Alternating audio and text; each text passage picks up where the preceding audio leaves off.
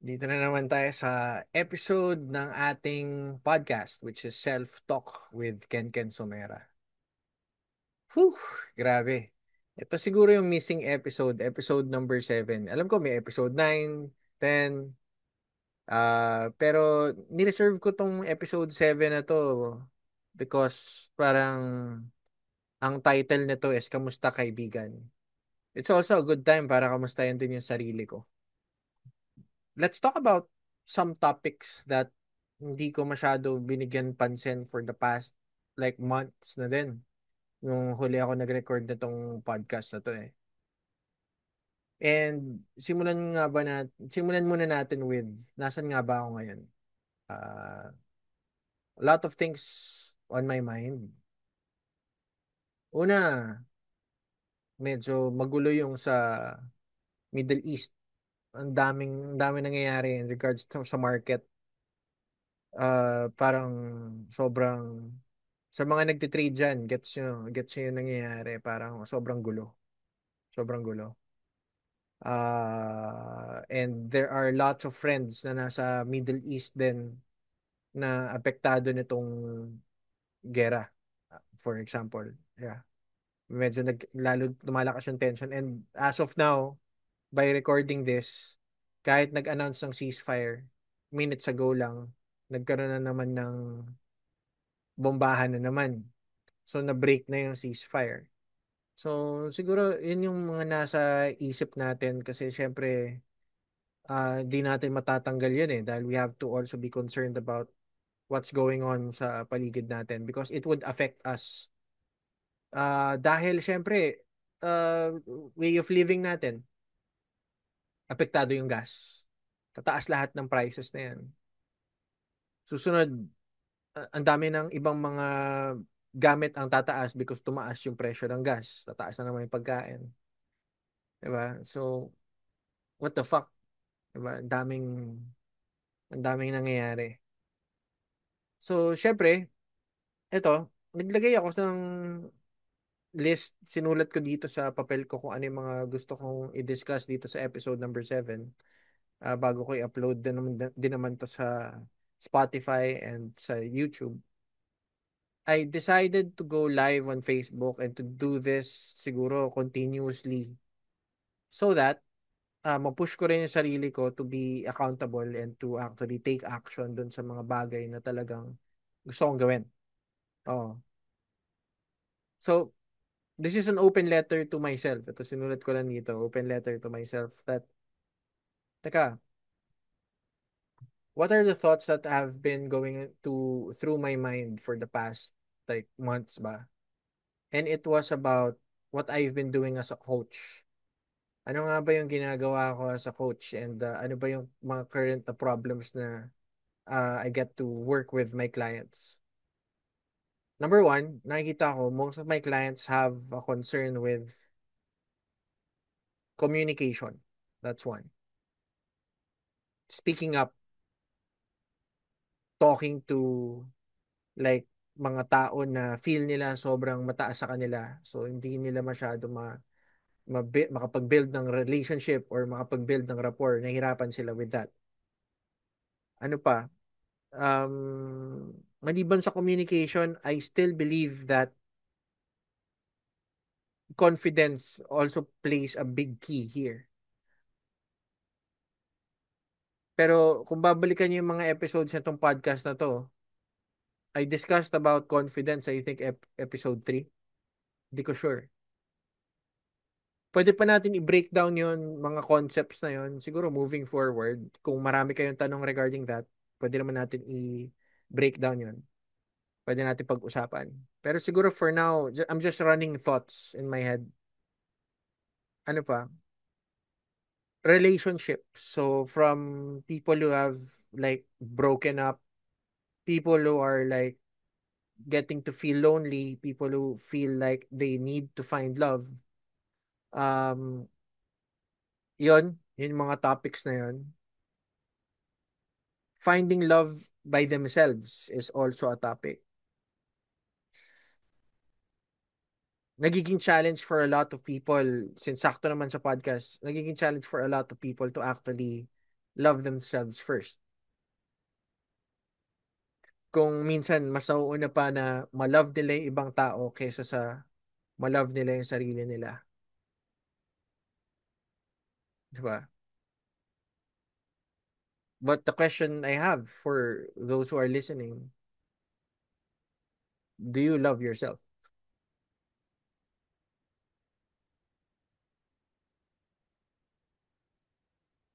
Bakit yung iba parang ang tagal sumagot? Di ba dapat mabilis lang yun kung alam mo na? So, yeah, other topics that I had in mind na sinulat ko dito was like closing. Medyo matagal na ako tumahimik sa sales sa closing, sa persuasion. Pero parang ang dami sa circle natin nahihirapan with actually building relationships with other people. Closing deals. Ano nga ba yung sasabihin nila? Kasi minsan it's not about what you're gonna say. Minsan ang kulang dun sa mga tao is framework And the actual practice na tipong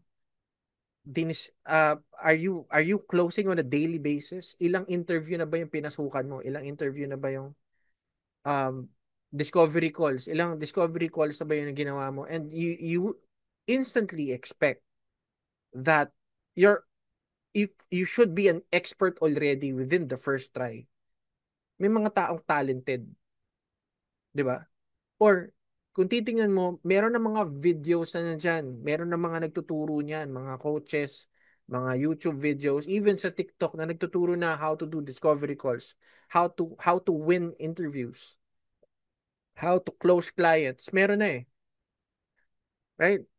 Kaso since hindi mo ini-expose yung sarili mo with those content, kaya pag napunta ka na dun sa scenario na yon, kulang yung pattern sa utak mo to like give answers or wala ka pang naiintindihan na framework kung ano yung dapat gawin So siguro main solution dito sa mga taong nag-iisip na kung paano nila gagawin yon is to watch videos, to go to TikTok, go to YouTube, search. I mean, ChatGPT could give you the answers. Walang problema, right? But watching a person do it live or kaharap mo, katabi mo, could give you a framework, could give you an idea of what things you should be saying in an interview or in a discovery call. 'Di ba? Or working with the client. Manood ka. I-expose mo yung sarili mo dun sa content na yon so that your mind is becomes familiar with it. Doon tayo magsimula. So, syempre, pag nagtuloy-tuloy na palaging yun na yung content na napapanood mo, pag dumating ka sa sitwasyon na yon, hindi na siya new territory sa utak mo. Hindi na siya new territory. I mean, kaya na siguro ma-pull out yung mga specific words na ginamit nung pinapanood mo. Di ba? Ma-pull out mo na yung automatically And kung gusto mo gawin yung ginagawa ko, when I watch these videos, when I get to study other people, I get to write down the words that they used. Minimap ko kung ano yung, okay, ganda pala nung sinabi niya. So what are your thoughts about this? Yung simpleng ganun lang, na-reverse ka agad yung table rather than, ito kasi yung dapat natin gawin.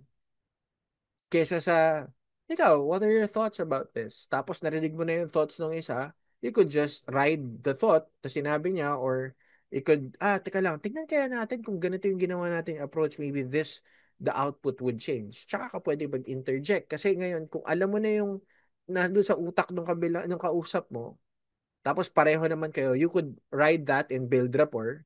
Kung medyo feeling mo meron kang mas tamang suggestion sa utak mo or idea, pwede mo, teka lang, maybe we could add this or maybe we could test this.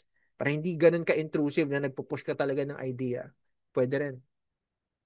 We could do this, we could try this. Pwede naman yung mga words na yun. So yung mga simpleng ganun, write it down. Make it a script. Make it something that you could own. Make it your personality. 'Di ba? So other things na most of my clients go through na nakita ko,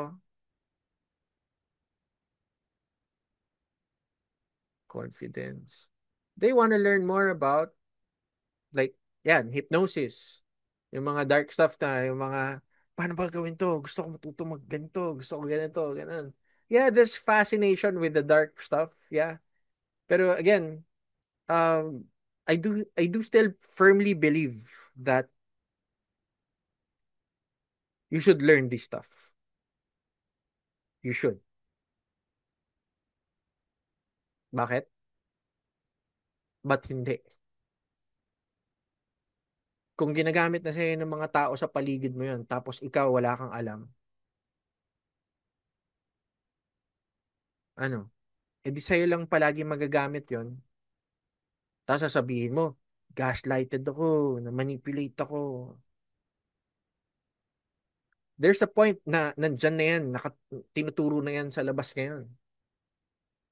Pero kung gusto mo maging doormat or gusto mong maggamit lang ng mga ibang tao rather than ikaw yung pwede manggamit sa kanila, be my guest. Be my guest. So yun, personal thoughts ko with things like this, I think trust is very, very important pa din. Ibang thought na to ah. Nag-jump na ako sa ibang topic ah. May mga clients ako that felt betrayed because things happened. They trusted someone too much.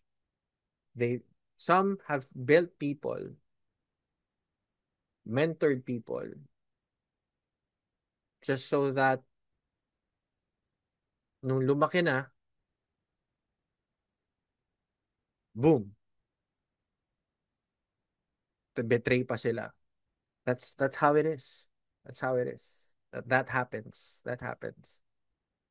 So would that lead you to not trust people again and not build other people again?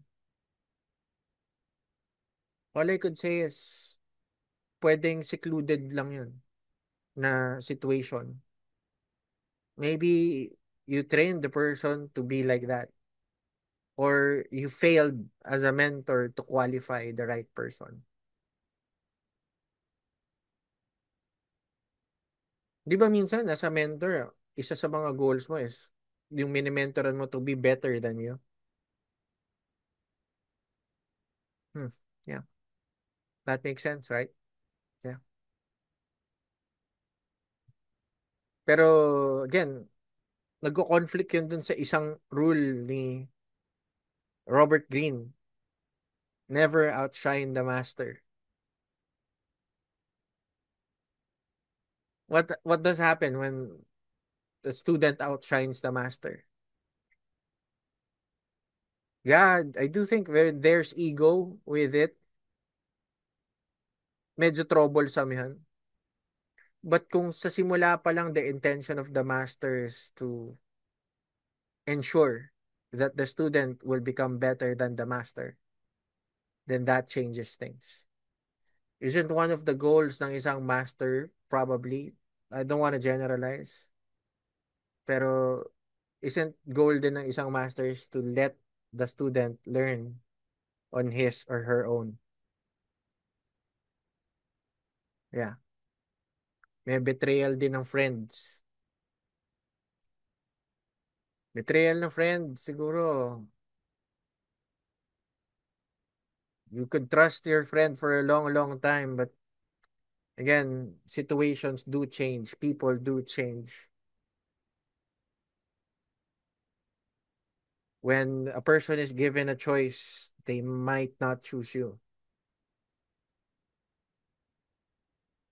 Mostly money, yeah, money changes things, especially when you're in a place without it. Decisions would like be very, very different. Hindi useful. Pwede kang itapon ka agad sa isang tabi just because of money. Yung mga may utang sa inyo, pansin nyo, bilis yung ang bilis kayong hingan, tapos pag ikaw na yung may kailangan, wala na. Because you did not check if the person was capable to actually pay you to begin with. And you let your emotions rule you. Ganun talaga. Emotional blackmail. Pero sabi mo nga sa sarili mo, yung identity mo, mabait ka. Tunay kang kaibigan. Pinahiram mo. Right? Pero yung hindi pagbayad sa oras, that's already a betrayal of trust. So is the person still worthy to be your friend when they already betrayed your friendship?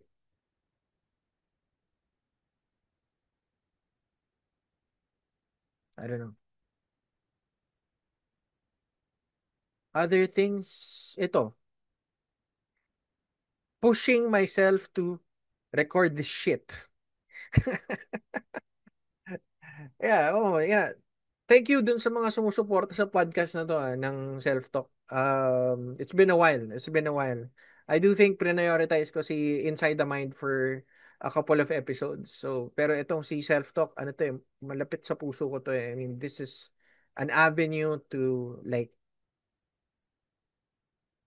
be direct, be straightforward, be authentic. And isa yun sa mga naging problem ko. I had lots of plans. I had lots of plans for self-talk to the point na hindi ko siya ni-record. I did some recordings and I was not, para sabi ko, teka lang, I could deliver more value. Kaya ko pa magbigay ng more value. Lalo na sa coaching and therapy, kaya ko pa magbigay. Pero nung ni-record ko siya, parang sabi ko parang kulang. So, ngayon, wala naman talaga ang plano mag-record ngayon eh. Wala. Pero it led me to a decision na, teka lang, I've been delaying this for how many months already? Taon na nga yata nung huli kong upload ng self-talk eh. So, what's stopping me from actually completing this task na nasa task list ko pa rin hanggang ngayon? Ang tagal din yan, no? Record self-talk episode 7. Yan, kamusta kaibigan? Yan, nandun nakasulat sa task list ko. Hindi siya natatanggal. So, every time na naglilipat ako ng task list, nandun pa rin siya. But there will be times that you want to be productive, you want to take action on things, and you want to lessen that overthinking mind of yours. Sabi ko, yeah, fuck it. Tara, pasok na ako ng live, open ko tong Zoom, click ko yung Facebook Live, then that's it. Less thought, and just click it, let's go. Wala akong idea kung anong sasabihin ko dito. Wala naman ako script or whatsoever. I just like wrote down some key points. So, isa sa mga naging challenge ko yan, recording the self-talk. Kasi, napansin ko sa sarili ko, I could, I could really give value, lalo na when people ask me questions, rather than, ito, monologue. Sobrang monologue siya.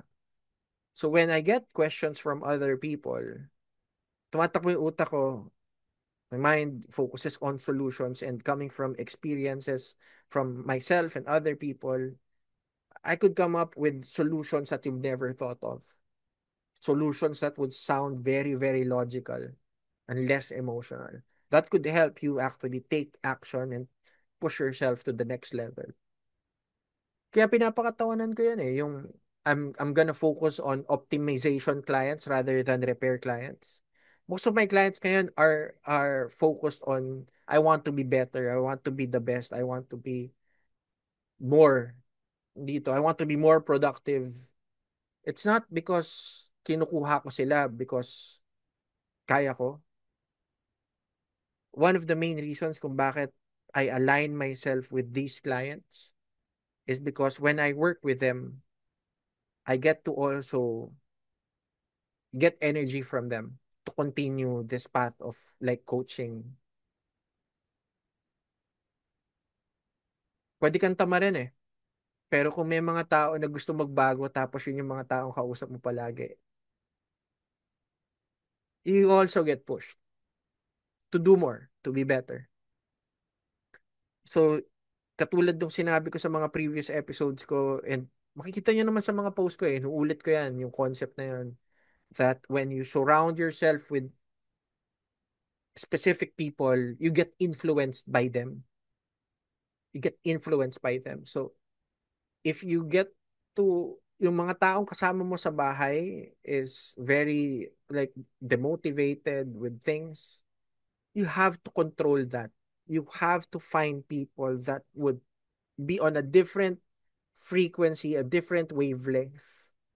More, much better yun kung higher frequency than you. So that mahata ka doon sa level na yun at makahata ka rin ng ibang tao pataas.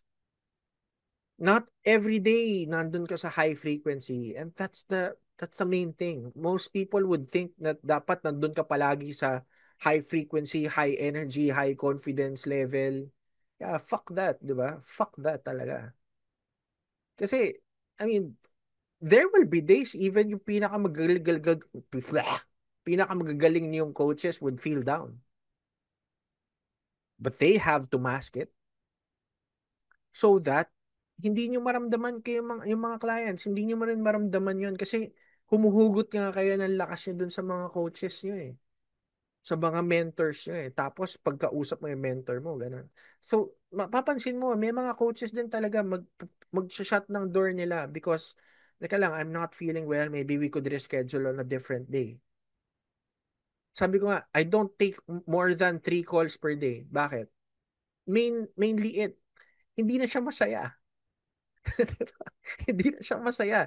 Imagine mo, in in in in in a, in my approach that I should have to give energy and to give care dun sa mga taong kausap ko. Hindi siya robot, tatanungin lang kita, hindi siya coaching lang eh. I have to understand what you're going on, what's going on in your mind. I have to break down the patterns and help you create better patterns moving forward. Yeah, wag na natin pag-usapan yung spiritual. Wala ako dun. So pag mga spiritual coaches, I have lots of friends that I could connect you to. Mga, yan, nandiyan sa spiritual na yan. I want to focus on the, what I know. Yung sa NLP side of things, sa mental programming side of things, and dun sa closing, sa sales, persuasion, dun ako masaya. So pag yung may mga clients ako na very specific sa, coach, ito yung problema ko, kailangan ko ng script para dito. Excited na excited ako because uh, most of the people I get to work with, oh, alam mo yun, yung sa client ko nandyan na nakikinig siguro, or mapapakinggan to, alam mo yun, sinabi ko naman, I'm very happy kasi na-apply ko eh, may application ulit ako nung mga alam ko with persuasion eh. Ang saya. Kasi it gets to, pag nakikita ko na nagkakaroon ng resulta yung kino-coach ko, it gets to prove that what I did before and what I know, the things that I see that worked is gumagana pa din. Okay? So may proof of concept, 'di ba? Hindi lang siya yung nasa utak ko na parang pwede pa ba 'to? Tapos tangina ginawa niya, oh putang gumana. Astig, astig. Because if I get proof of concepts, ang nangyayari kasi doon is I could use that as hindi lang testimonial eh. I could use that for future clients that would be going through the same thing. Okay, this work, maybe we could try this. Pwede. Sige, going back. Sabi sa'yo, ang dami nitong thoughts na to eh. So balik ako doon sa sinabi ko, pushing myself to record. Thank you for everyone that's been here to support me. Super thank you for that. Why? Kasi ito yung motivation ko to push forward. Ito yun. So may mga podcast ako tuloy-tuloy. Wala naman kita dyan sa mga yan. But these podcasts and the people who message me after these podcasts na, Ken, thank you for that insight. I never knew I could be better. I never believed in myself before. But now, nagkakaroon ako ng chance to believe in myself more. Salamat. Uh, I appreciate you. Salamat din. because these messages push me to be better. If I am an inspiration to most of you, and I'm thankful for that. Kung nakikita nyo naman ako as the opposite of that, well, I see you as that as well. So, wala, bahala sa buhay mo.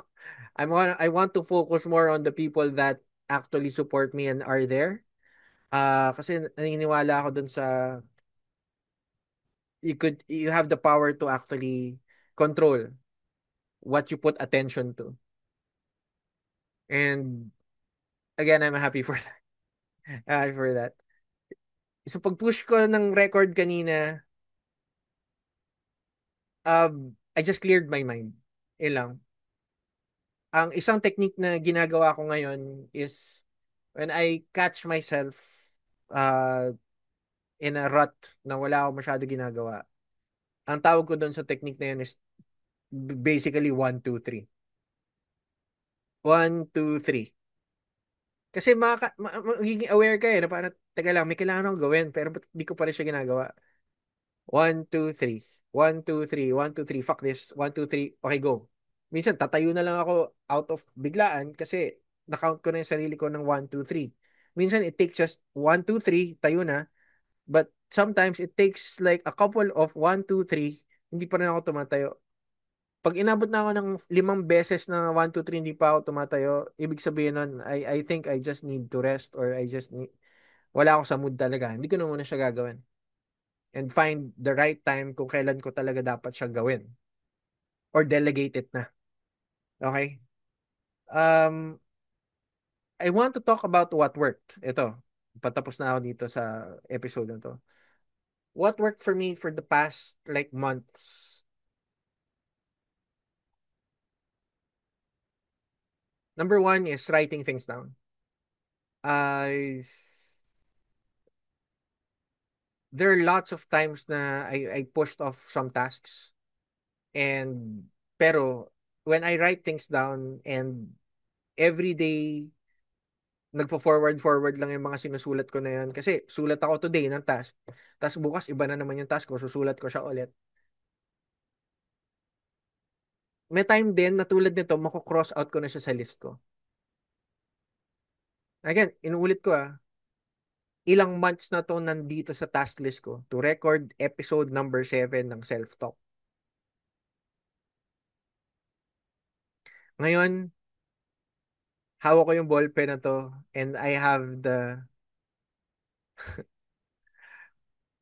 meron akong power to give me a very good feeling right now when I cross this task off my list.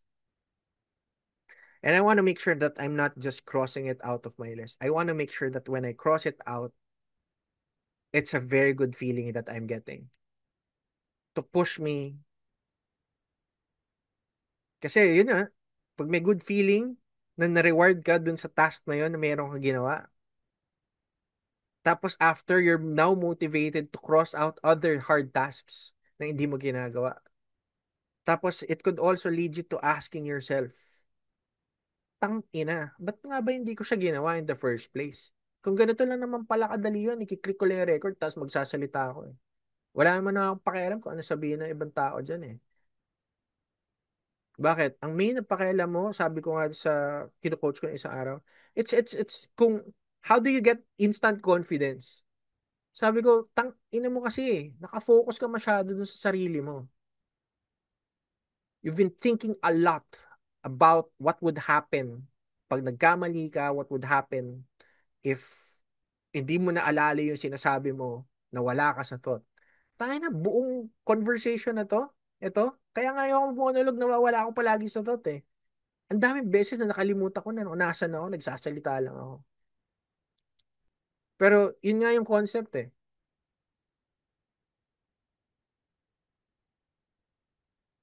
It's easier to find that confidence to actually do the action and put your thoughts, put it out there, tapos magawan mo siya ng action if you're not thinking about yourself. I'm not doing this self-talk for me. Hindi. I'm doing this to people who listen and that saw value in the things that they learned from me. Yun lang. So, kaya ko pang gawin yung episode 13. I think episode 13 na yata to dapat eh. Oo. Pero in-skip ko talaga to episode 7. Basta sa mga kaka-join lang dito sa live. Ang title na to is Kamusta Kaibigan? Ayan, si Alexa. Okay. Kamusta Kaibigan? And ang concept ng Kamusta Kaibigan is kaibigan ko yung sarili ko eh. Kamusta na ba ako? I- i- i- Kinakamusta ko yung ibang tao pero bihira ko lang din kamustahin yung sarili ko.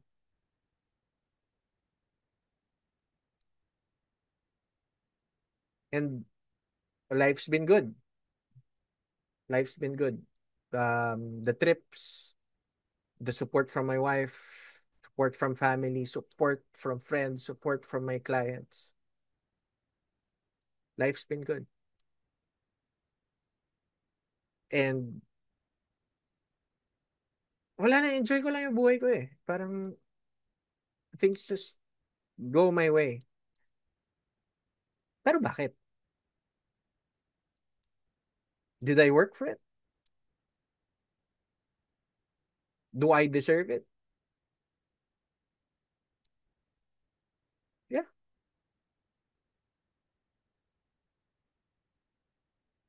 When I have more, can I help more?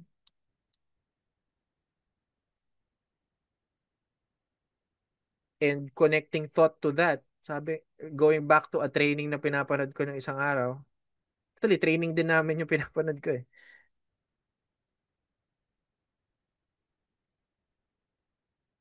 Ba't ganun?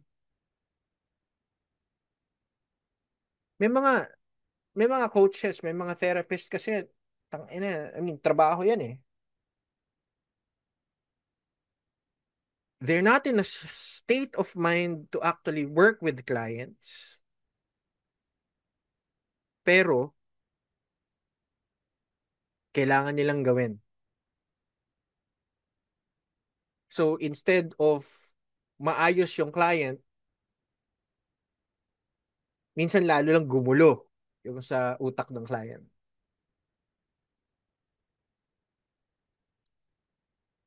Kaya isa sa mga training ng mga coaches or therapists, ang laking bagay din na you also get to actually sort your life. You actually get to sort yourself first.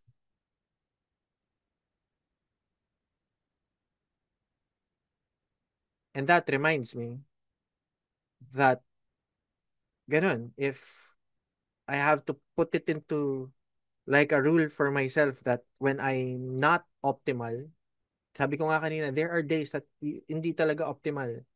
May days na pagod ka, may days na kakagaling mo lang sa isang talk, tas drain na drain ka, tapos wala ka sa mood, pero pupunta ka sa isang call. I'll just remind myself to just take care of myself first so that I could service my clients better. Yeah. Going back to a quote that I've said sa isang talk ko before, sabi ko, you know what? Happy people produce better results. And tinanong ko yung mga tao dun sa kumpanya na yon, sabi ko, happy ba yung mga tao nyo with the leadership that you're giving or yung nabibigay ng kumpanya na to? Tapos nakausap ko yung isang empleyado, sabi nila, actually, sir, medyo hindi na ako masaya, magre-resign na nga ako eh. Tapos pag chinek mo yung output ng tao na yun, bare minimum, wala lang. Ginagawa lang niya yung sa trabaho niya. Yun lang yun eh. Well, dapat mo naman talagang gawin. Pero again, hindi ka nag excel. You're there to just follow orders. Yeah. Pero to the people I get to work with, I want to just highlight this. I mean, iba-iba naman tayo ng trabaho eh. Pero I just want you to think about it.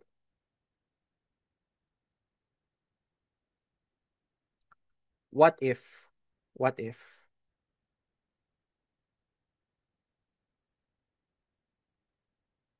you could do the best in your job and actually lead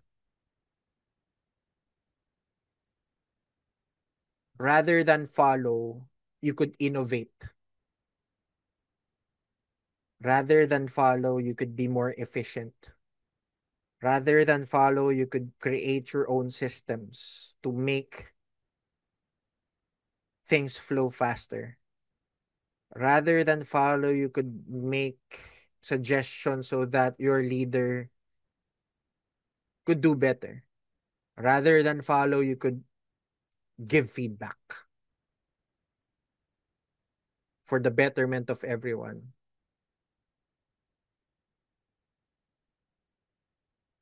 Tapos sasabihin mo sa akin, Coach, parang hindi ako na-promote.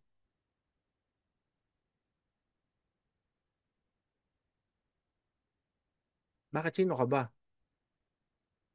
sa kumpanya? 'Di ba? Pro-promote ka pero bare minimum naman pinapakita mo. 'Di ba? Yan yung reality eh. Kung may career ladder, mas ipro-promote ko yung taong sip-sip na kilala ko. Pro-promote ko yung taong pinagkakatiwalaan ko. Pro-promote ko yung taong may potential to become a leader or kung sino man. Pro-promote ko yung taong tingin ko may capability to communicate.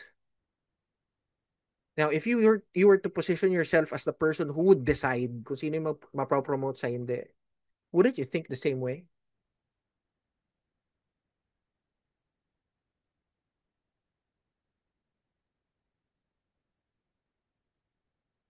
And now you question kung bakit hindi ka pa na-promote. What value are you adding? Capable ba yung company to actually sustain yung money for that promotion? May tasks ba sila? May open position ba para ma-promote ka? Right? So last closing, sige, closing thoughts ko, I think it's about time bumalik sa persuasion. I think so. Yeah. Uh, yeah, I think nandito na ako sa era na medyo okay na ako sa with coaching. I'm good. I'm good. Confident na ako sa coaching skills ko to work with people, different scenarios. Nandun na ako sa confidence to do that. Uh, pero ang laki ng market to be served with communication and confidence and persuasion and neurolinguistic programming. Balik tayo face-to-face workshop. So, it's been a while. Tagal na din. Hindi ko na maalala kung kailan pa ako nag-public na talk ulit eh. Ng persuasion, ng comply. I think 3 years ago. Sobrang tagal na rin. But pwede. Pwede. And I have lots of things in mind. But ayusin ko muna. I think I've promised a lot of people na gagawin ko na yung mga workshops na yan, lalo na yung sa NLP. Meron na ako outline. Oo. Ayusin ko lang muna. I'll promise that na tatapusin ko siya by in the next coming months. Tapusin ko na siya. Pero yun lang yung thoughts ko for now. And ni-record ko naman to, so I'll upload this on Spotify and YouTube. And again, I thank everyone who are continuously supporting this idea ng podcast na to. Let me know if you have any questions. I'd be glad to like write down your questions so that for the next recording that I do, I could directly answer the questions na binabato ninyo sa akin. Send me a PM lang. Sa comments, okay lang. Pero if you want the question to be private, yeah, send me a private message and I'll do my best to answer those questions sa best na kakayanin ko. And also give examples for it. Okay? So, yeah. Ayun lang. Have a great night and kita-kits tayo sa susunod na episode ng Self Talk with Ken Ken Sumera. Bye-bye!